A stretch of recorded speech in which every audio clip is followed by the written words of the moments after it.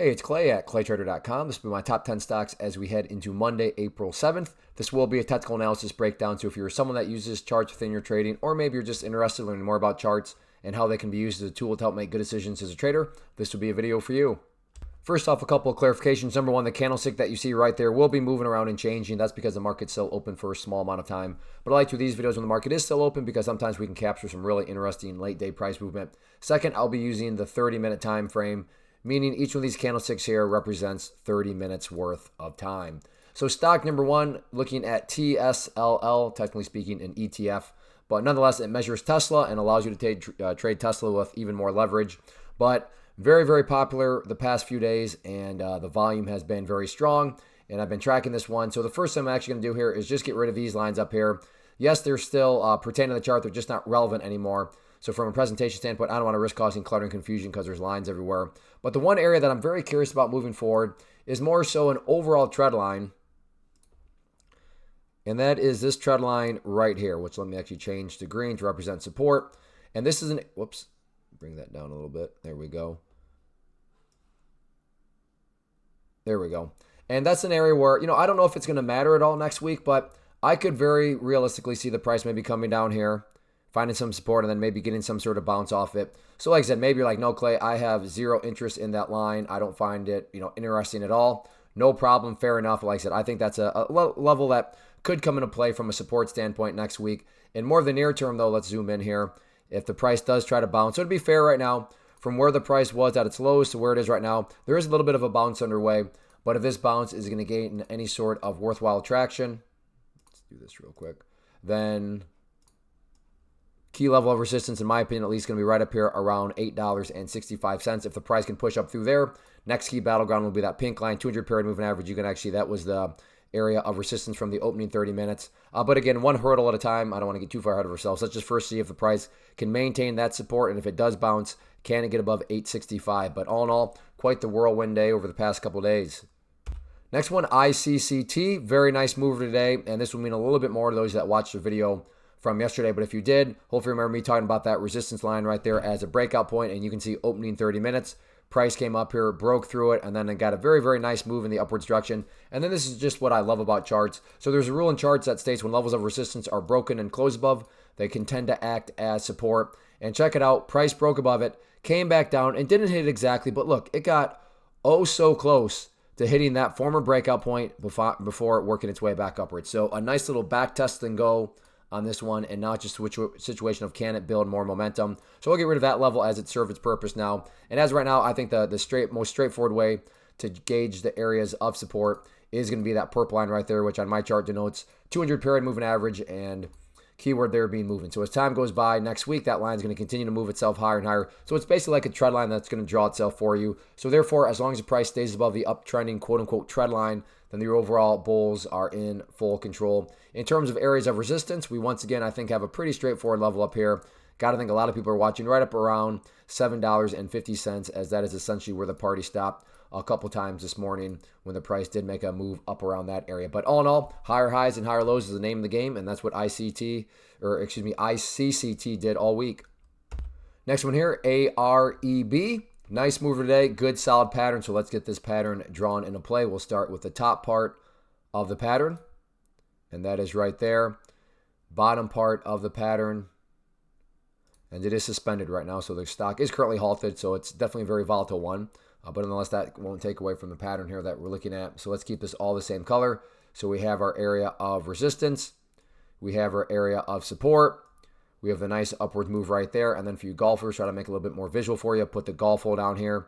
This would be a bull pennant pattern. Now, just because something's a bullish pattern does not mean for sure guaranteed it's going to go up. But would it be shocking? Would it catch people off guard if the price all of a sudden breaks that level and then gets more continuation after breaking that area? Again, not guaranteed to happen, but that wouldn't exactly be shocking or anything like that, because that would just be a classic technical bull pennant breakout. So if you like very volatile stocks, you like bull pennants, keep an eye on it. Next one here, SOXL. Talked about this in yesterday's video and mapped out this falling wedge pattern, which is a bullish pattern. But the chart was very polite, because there's nothing worse than a bullish pattern forms and then the price, goes and does something like this, where it comes up, it breaks out, and then it moves, does something like that. But like I said, it was polite. There were no fake breakouts, nothing like that. The stock just flat out gapped down. So at least it was not suckering anybody playing breakouts or anything like that. And now it's interesting because the price, after getting beat down, has really gone sideways quite a bit today. Now, let me be very clear, and I wish I could say trading was this easy. Just because the price is going sideways does not mean for sure guaranteed it's the bottom and for sure guaranteed the price is going to go back up. My point is it's more plausible. Case in point, let's just say that the price was still doing something like this, just dropping, and I'm sitting here saying, hey, it's looking like this is bottomed out. You'd be totally justified to say, wait, what are you talking about? Based on what? The price is literally just going straight down. But that's not the case here, right? It has at least gone sideways. So is that a guaranteed bottom? No. It just becomes more plausible. And for that reason and that logic, very important that the price stays above, we'll just call it $8.60 moving forward. For just like I said, very simple logic. If the price falls below there, well, that means it's basically broken down below this flat area here, which means it's essentially putting in new lows, which would be the exact opposite of building some sort of bottom. If the price does try to bounce back upwards, key area of resistance to watch if it does try to get moving back in the bullish direction, right there around $9.80. And then if it can really get moving, next area, an interesting level up there right around that gap close location at 11.35. So, I mean, there's definitely some room for this thing to get moving. If it can, try to bottom out here. So sideways movement after getting just absolutely beat down. So is this a leading indicator of some movement back upwards? Grab your popcorn for Monday. Next one here, NVDA, and the downwards move continues. Talked about this pattern yesterday, and you can see that actually late day, final 30 minutes, the price broke down below it a little bit. Now, did anybody know that little breakdown there was going to produce this downwards move? No, I don't think so. I think people would maybe be telling half-truths if they're like, oh, yeah, I knew for sure that was going to happen. No, was it shocking that today was red? Not shocking, but once again, this big old move down, updates certainly need to be made. And same general idea of what I just talked about. Nothing is guaranteed because this action is occurring, but it becomes plausible. And the fact is that NVIDIA, after that opening part of getting absolutely beat down, does now have a little upward slope to it. The bulls are actually making a little bit of progress. Now, yes, they still have a ton more work to do, but my point is it becomes a plausible scenario to throw out there that maybe just maybe the selling pressure is alleviating and maybe just maybe some sort of bounce can get underway next week. And that is where this level of resistance in my mind comes into play right there at about 96.65. To be fair, this might be just a breath before another plunge down, but also to be fair, maybe this is a leading indicator and there's about to be a bigger move in the upwards direction. But the core point here, and at least in my opinion, the main interesting dynamic is the price is showing some strength to the upside. So is this some sort of bottom? We'll see what happens.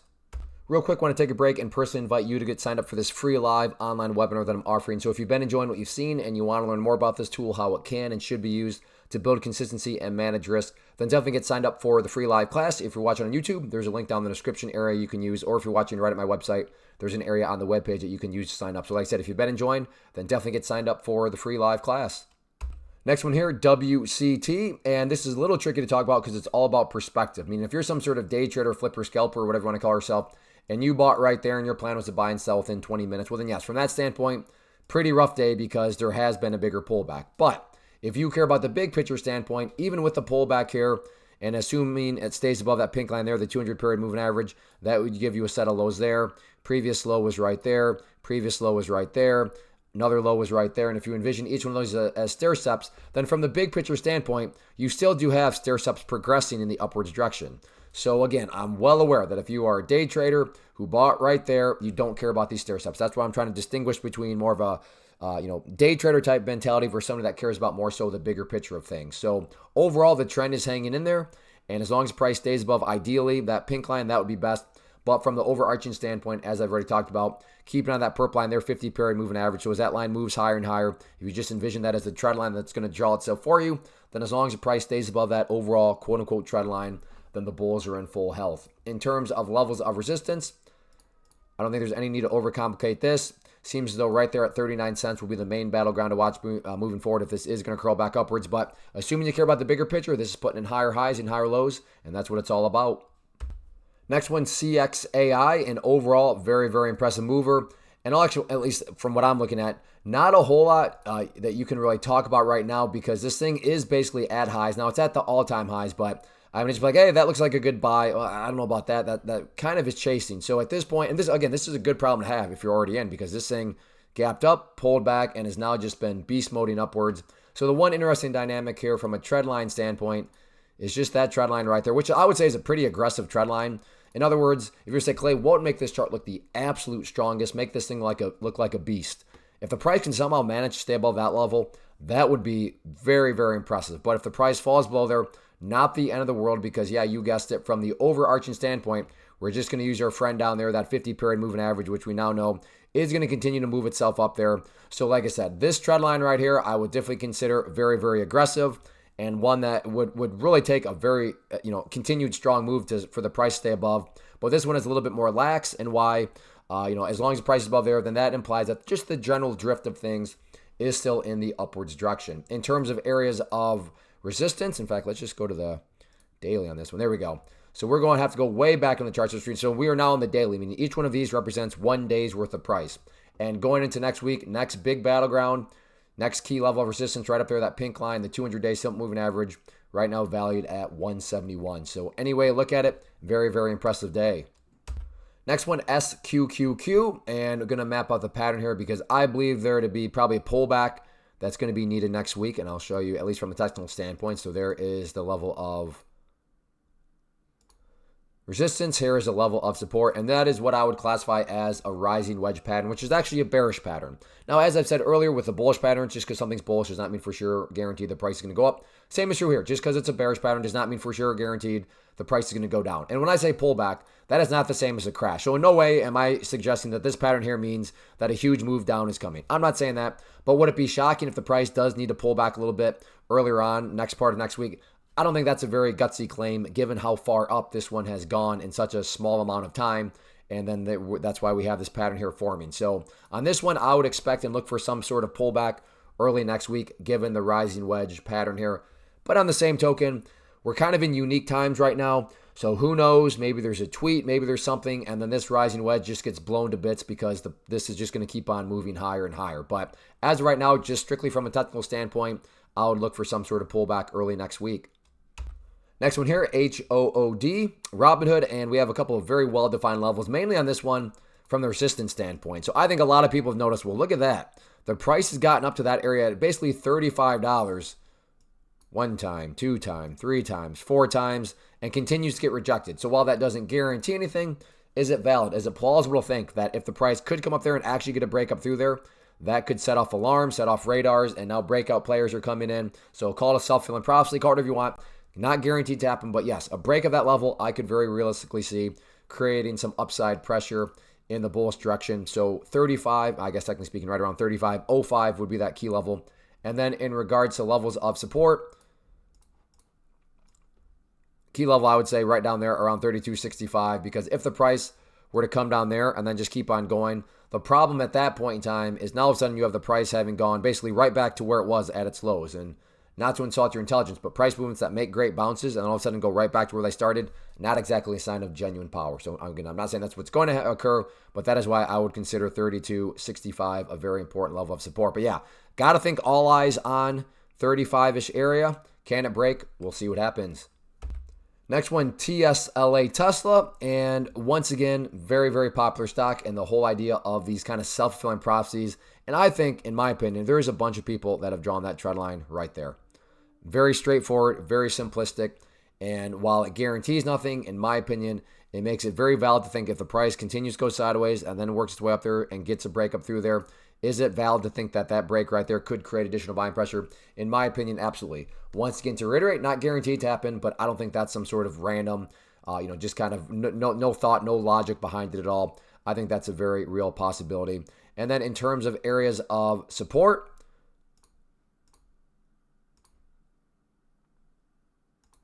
I'm very curious about that area right there.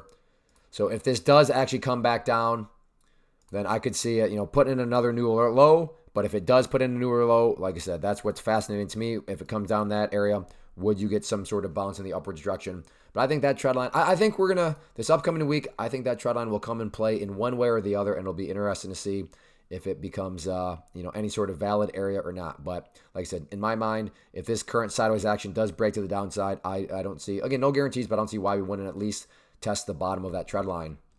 So that wraps up the top 10 stocks. Again, if you like what you saw here and you want to learn more about this tool, then definitely get signed up for the free live class next week. It'll be Thursday, April 10th at 8 p.m. Eastern time. So I hope to see you there. And as far as these top 10 videos are concerned, if you enjoy these, please do a couple things. Hit that like button. And if you're looking for a very free and easy way to support the channel, please hit that subscribe button, as it really does help out. So thanks for watching. Make sure you get signed up for that free class and have a great weekend.